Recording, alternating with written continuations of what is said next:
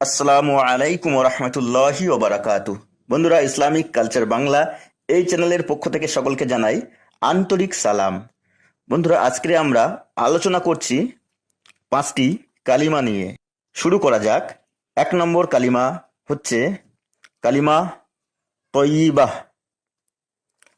লা ইলাহা ইল্লাল্লাহু মুহাম্মাদুর রাসূলুল্লাহ সাল্লাল্লাহু আলাইহি ওয়াসাল্লাম। চলুন বন্ধুরা, আবার বলছি।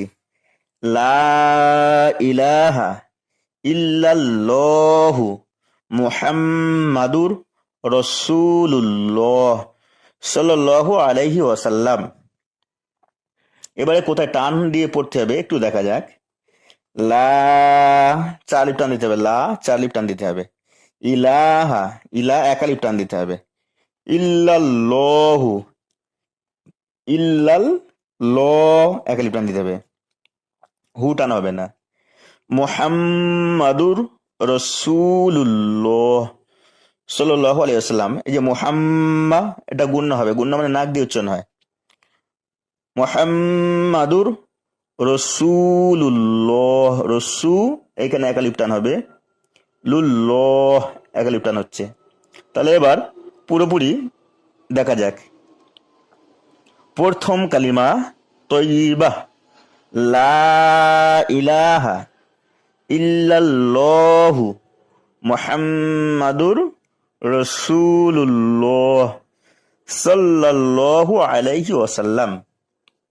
এবারে আমরা আসছি দ্বিতীয় কালিমা নিয়ে। দ্বিতীয় কালিমা এর নাম হচ্ছে শাহাদাত। আশহাদু আল্লা ইলাহা ইল্লাল্লাহু ওয়া আশহাদু আন্না মুহাম্মাদান আবদুহু ওয়া রাসূলুহু। আরেকবার বলছি। দ্বিতীয় কালিমা শাহাদাত। আশহাদু আল্লা ইলাহা ইল্লাল্লাহু ওয়া আশহাদু আন্না মুহাম্মাদান আবদুহু ওয়া রাসূলুহু। এই কালিমায় কোথায় টান হবে দেখা যাক। আশহাদু, কোনো টান হবে না এতে। আল লা 4 লিপ টান হবে। লা 4 লিপ টান। ইলাহা, ইলা 1 লিপ টান দিতে হবে। ইল্লাল্লাহু, ইল্লাল